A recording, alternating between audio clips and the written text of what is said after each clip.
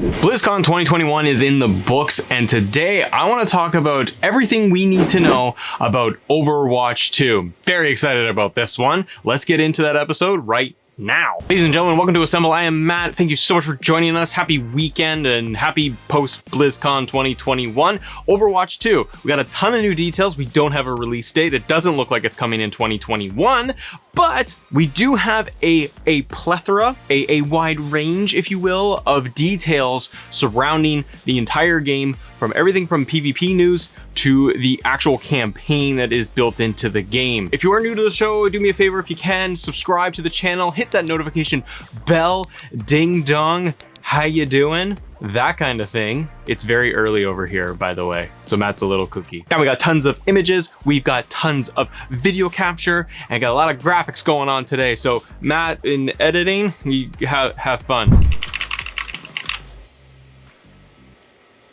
Fucker. So Overwatch 2, we've got new maps, we've got PvP changes, PvE, we've got our story campaign as well, and we have hero missions, and we've got some changes to the actual characters themselves and the enemies. So let's get into everything. We're gonna just take some of the top key things we want to talk about that really stood out for me and hopefully for you guys too, and let's get right into it. The two new maps that we're going to be getting is going to be Rome, as well as we have New York maps that are actually going to be dropping for Overwatch 2. And this got me excited because as they were going through the entire showcase for this, they really were highlighting just how much love and care and attention went into actually creating these maps, where they sent people over there on their trips and they're taking photos of Rome and New York and capturing all of this stuff to bring it all in and get their Overwatch kind of look and feel and touch into it. So this has me really excited that we're going to expand off into these new areas. I think it allows for a lot of opportunity for the different levels and everything, especially with Rome, where you're going to be able to have, you know, characters going from rooftops. You're going to be able to get lower levels, upper levels, things like that. I think it will do real good justice to the game and for players to be able to actually really enjoy, you know, going around the streets of Rome. There's a lot of like closed in areas too within Rome, and same with New York City, where we can get smaller street avenues and things like that, where I think that you can create a lot of close combat, as well as you can have things spread out a little bit, and you got guys firing from the tops and fired from the bottoms. It's gonna be good. And what's cool with New York is that they're actually going with the 1920s art style too. So we're not just gonna get like a modern day New York City with a modern day twist on it for Overwatch. We're actually gonna go back and getting it more of a historical feel to it, and then you're getting kind of all that new age stuff when it comes to Overwatch. So I think that this is going to turn out really, really well in terms of the maps and being able to get players something brand new to play with. Okay, so when it comes to PvP changes, they're talking about how they're going into more of like a developmental stage. They're going to take a big departure from what fans and players know from Overwatch 1 and the core gameplay itself, and really trying to make things a little bit more different when they come into the PvP aspect of things. I want to get into every single like little detail, guys, of like what is being offered and what are some of the changes. You can find all of that online. IGN's got a good article going through everything. Some of the standouts for the PvP changes that I really like was going to be just some of the updates and changes to melee, and how much love and care and attention they were doing with all of the actual weapons and the designs and the sound design. And I think that's a big thing, especially going in if you are a console player and if you're a PC player as well. You guys are going in with your nice headphones and you're looking for that like 3D audio, that spatial sound design, and having things like really kind of immerse you into the actual story and actually into the gameplay session itself. And I think that the sound design is really something that they're taking a ton of care and attention to, and they're bringing it into Overwatch 2. I think it matters. I think it really can up the gameplay for players and make them feel like they're way more attached to their weapons, and as they're customizing it, as they're, you know, making changes to it, adapting it their way, I think it'll personalize things a lot more. We saw tons of footage at BlizzCon for the event where they were showing us how they were taking all of those audio cues from all the different rifles, the gunfire, the blasts, even getting things where you're getting that kind of echo sound when it's going to be in a hollow, narrow corridor to an open area as well, and they're playing with all of the sound design when it comes to the guns and the weaponry. That can play a big difference and make a big difference when you feel like you're moving from one area in the map to the other, and you are getting much more of a like hollow sound, and then something changes into more of an echo with the same rifle, so you don't feel like you're just getting like just a standard generic sound when it comes to your weapons. I think that just shows how much love and attention the developers are taking into this. So the weapon design, the customization, the sound design specifically, I think that's one big change that we're really going to enjoy. Hero missions. Co-op PvP mode for people that don't want to go and do competitive. So with the hero missions, you're getting the ability to pick different objectives built into it. I like the biggest thing that stands out for me is the ability to actually take your character and continue leveling them up if you're not wanting to do competitive play.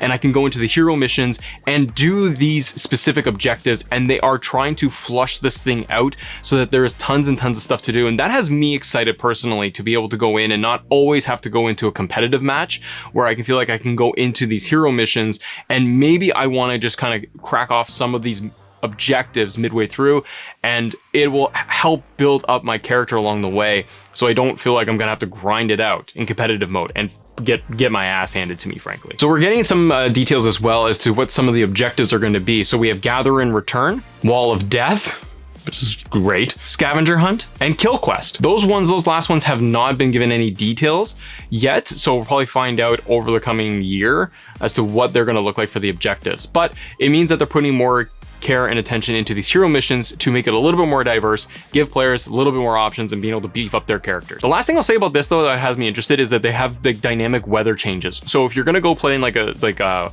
Toronto mission where they're gonna be able to have snow built in there, you're gonna be able to play with the actual weather conditions when everyone goes sunny, daylight, bright versus having snow conditions. I think that is really cool when we have daytime elements to sunset to night variants. Like, we have all of these different options coming in. When you couple that with a lot of the new investments that they're doing with the gameplay and the tweaks and everything, I think that this is building out to be something cool. So weather conditions and just, yeah, to that dynamic element to it, to be able to really change things up and to be able to play in the evening or at sunset, it's gonna look amazing. And the campaign details that we have for you. So you're gonna have the ability to pick out specific characters that you're gonna walk through the entire campaign, and the specific campaigns where they've been given their own dedicated intros, outros, cutscenes that are all tailored to them specifically, and going through the story campaign. And what's cool is that it sounds more like they're going to have, because we're gonna have specific characters in the story mode with their own cutscenes, their own voiceover for some of them, it's gonna create some just dynamic storytelling throughout. Not every character is going to get their own like full love, care, and attention to this thing, but it does mean that with the characters available for the actual campaign, it's going to create like a really fun experience where they're going to have their own dialogue options and, you know, being able to progress them that way. And again, it changes up the kind of feel of just not always having to go into a competitive mode and being able to transfer off, maybe just crank out the actual core of the campaign and then jump into some online as well. I really like that they're taking this time to really flush it out. My concern would be, and let me know in the comments below if you feel this way too, guys, is that would it be spreading itself too thin by having all of these added in pieces of content and adding in a story mode? Do you think that will take away from it? Do you think that they won't have the ability to put enough resources into it? I'd be curious what you guys think.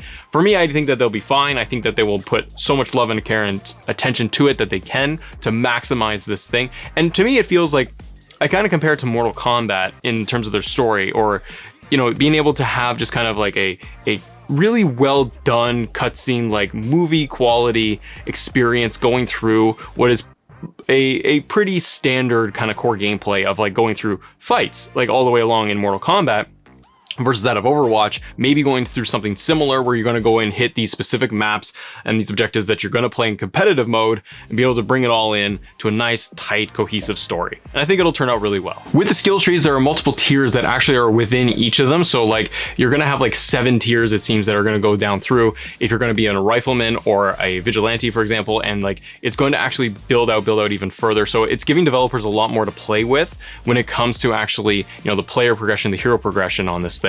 I think that that's really cool. I think that it's going to allow players to really build out their character the way they want to and really go in depth with a more in-depth skill tree building system and hero progression, where they're really going to be able to tailor them exactly the way they want. With that, we also get the updates for the actual heroes and villains themselves, so the cosmetics, the actual designs, and I think this is where for the existing players, for the existing heroes, they're getting some updated looks and changes to them, which is really cool that they're actually taking time to really beef them up and give them a fresh coat of paint and be able to polish them up for the new generation and new players coming into the franchise, be able to experience it, and existing players that have been there since the beginning that want to be able to have a refresh of some of their favorites. So I'm really excited that they're taking this much love care and attention to a franchise like Overwatch. We don't have a release date yet, but I'm very, very excited to see what they're going to do with this. And as this thing is getting closer and closer to launch, we're probably going to get way more details and way more insight as to what they're doing when it comes closer to launch. I'm super excited. Let me know in the comments below. How are you guys feeling about Overwatch 2? Did it hit on everything you wanted it to be? Did you get everything you wanted out of it in terms of all the announcements for Overwatch specifically? Is there anything that was missing? Is there anything that you wish that they were going to do? I thought it was well done. I thought that they were taking a lot of love and care and attention. They outlined everything to players to give them as much information as possible, where the game is at in development, and what they can look forward to. And I think we have to applaud them for putting all of that together and not just giving us quick little screenshots or a little trailer and everyone is left wondering what's going to happen next. So I have to applaud them for putting together a really well-crafted show to be able to show us everything they could about Overwatch 2. Ladies and gentlemen, that wraps up today's episode of Assemble talking Overwatch 2. Let me know what you guys think in the comments below. Thank you guys so much for watching. Be sure to check out all of our other gaming content and updates that we have, as well as some of our Reacts episodes that we've just launched. Got that Mortal Kombat trailer up there. That looks pretty cool. And we have all of our gaming news and updates every single week. Thank you so much for joining us here on Assemble. I'm Matt, and as always, thank you guys for assembling with us. See ya.